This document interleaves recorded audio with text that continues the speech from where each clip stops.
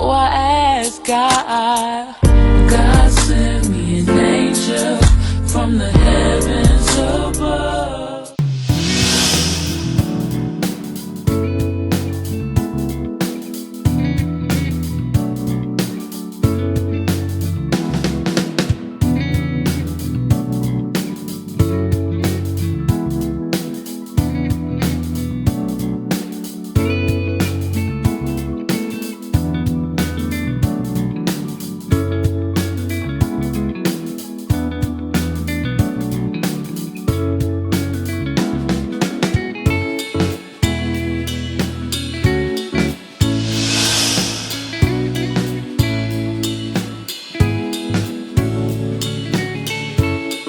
Cincinnati, Ohio. A city known for its tight-knit neighborhoods, riverfront lights, and the hum of family life. But in late 2024, beneath the familiar rhythms of suburban streets and rustling leaves, something dark stirred, a story of betrayal, silence, and a life stolen too soon. This wasn't a case of random violence or a stranger attack. It was closer. Too close. The victim wasn't a headline. She was 20-year-old Lanyah Dawson, a fiercely confident young mother, an aspiring rapper with dreams bigger than her Cincinnati neighborhood and the heartbeat of her family's world. Her life and her story deserve more than headlines. They demand justice. Scroll down, hit subscribe, and let's make sure she's not forgotten. And before we begin, let's pause for a moment. May you and your family always be protected from harm. Share your thoughts in the comments. Trust? Heartbreak? Betrayal? Have you ever felt that sting? Let's keep this going together. Lana's life was anchored in a deep love for her 1-year-old daughter. She had wide eyes, boundless energy, and a smile that lit up rooms. Lana carried that lit-from-within confidence into music. Cincinnati's amateur rap scene became her launching pad. She shared snippets of melodies, social media posts brimming with authenticity and ambition. She wasn't pretending. She was carving out a real space for herself, a place where her voice could echo beyond the city streets. In April 2004, she'd entered this world full of love. By late 2024, she had grown into someone people admired, not despite being a young mother, but because of it. On December 7, 2024, that energy should have been guiding her through Christmas shopping, birthday planning, diaper changes. Instead, her dreams were silenced in a hail of gunfire on a remote trail in Mount Airy Forest, Cincinnati's largest municipal park.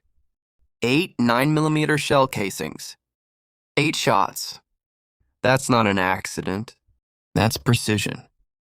That's intent. But today won't just tell her tragedy. It'll trace how trust corroded, how mystery grew, and how silence can become one of the cruelest accomplices. Stick around. Share the video so someone who knows the truth can be reached. In a few minutes, I'm going to ask you to drop a comment. Not about theories or guesswork, but about what your gut pulls toward when trust fractures. For now, let's walk through the evidence. Lana's day had started normally. Texts with her mother, her laugh captured in photos sent of her daughter playing. Love, routine, care, everything was as it should be. Then, around 6 p.m., she vanished from the digital world. No messages. No posts. Silence. Not alarm, just absence. That gap stretches across the night. Until 12:30 a.m. on December 8th, when police received a call. An unresponsive woman in the 4900 block of Trail Ridge Road, deep inside Mount Airy Forest. When officers arrived, Lana's body lay on the pavement. A pool of blood framed her as the wind carried away the echoes of a life interrupted. 8 shell casings, close-range shots. No drag marks. No digital breadcrumbs, no posts, no calls, no location pings. Whoever did this needed to know the layout, knew how secluded the spot was, and believed it was safe from interruptions, even though it sat just miles from police headquarters. Executing a murder there wasn't a mistake. It was war planning. It wasn't shelter, it was silence. But someone knows what happened. Someone let her go into that night without calling for backup. Someone knew she'd be there at that hour. That's why police expanded their inquiry into her close circle. Music friends, acquaintances, possible romantic links. Nothing else made sense. Lovers, collaborators, co-parents, community members. They all needed interviews and alibis checked. None of it was accidental. That level of violence doesn't happen in a vacuum. By August 2025, 8 months later, the case remained unsolved. No arrests, no suspects publicly named, no news stories lighting up Cincinnati. The memory of a young mother lost, fading into the daily noise. But her family lives in pause, a baby girl growing up with a mother's face in photos, a voice in stories and absences at milestones. If you're watching this, if you know something small, something you thought was insignificant, you need to speak now. Someone who dropped you a message about a fleeting conversation. Someone who acted weird afterward. Someone in your neighborhood. Justice begins in little cracks made bold. It may not be your fault it happened, but your break can help close a family's biggest wound. Today we'll walk through what detectives found at the scene. No camera footage, no cell ping, no digital signal, just the quiet forest. Shells at her feet. Then we'll go deeper. Who she was blowing up with. Who might have felt threatened by her rising voice. Who got left behind. We'll break down that window between 6 p.m. and 12:30 a.m., reconstruct the silence, and pull together what the physical evidence whispers about what really happened. All while remembering that behind each investigative detail was a little girl who called Mama and got no answer. The person who did this thought they could disappear. They were wrong. Before we get into the forensic breakdown, do me 2 things. Hit subscribe if you care about remembering Morena and all the young people who didn't get a fair fight. Drop a comment with the first time you experienced broken trust.